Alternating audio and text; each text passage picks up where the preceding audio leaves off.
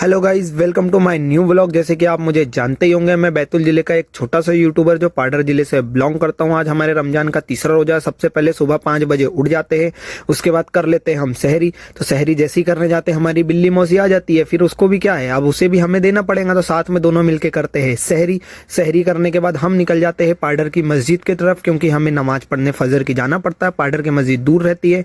उसके बाद जैसे ही नमाज पढ़ के हम घर आते हैं, तो सबसे पहले टहलने लगते हैं, बाहर घूमने लगते हैं और अपने दिन का प्लान बनाते हैं कि अब दिन भर हमें कैसे वर्क करना है।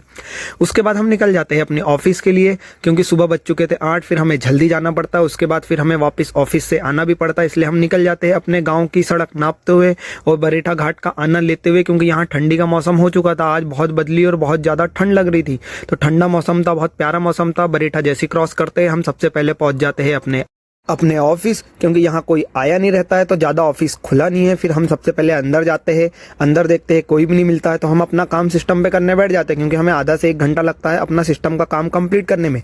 जैसे ही हम अपना सिस्टम का काम कंप्लीट करते हैं, उसके बाद अपना पेपर उठाते हैं और निकल जाते हैं अपने ऑफिस को बाय बाय टाटा करते हुए।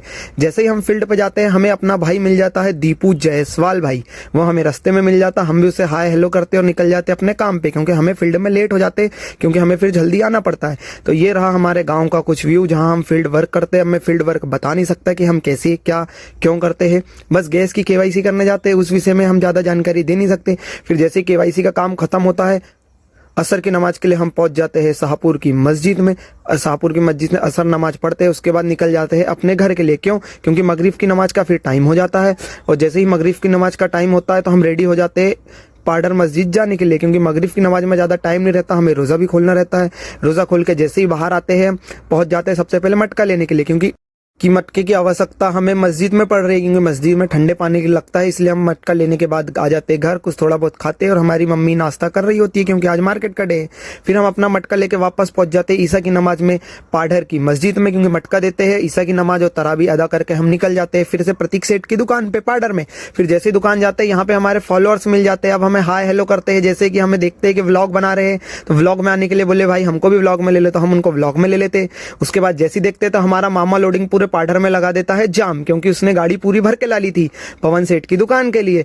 तो हम वो आनंद लेने लग जाते कि ये गाड़ी कैसे रिटर्न लगाता है। फिर उसके बाद उन्होंने बहुत ताकत से गाड़ी रिटर्न लगाई, और ये थोड़ा सा बच गया, नहीं तो वो दुकान का टीना फुट डालता। हम उसको वही बता रहे कि भाई तूने थोड़ा सा बचा दिया। उसके बाद आ जाती है चिकली के लिए एक जेसीबी बड़ी सी मशीन, जो कि यहाँ कॉर्नर में अटक चुकी थी, यहाँ पे भी अटक चुकी थी।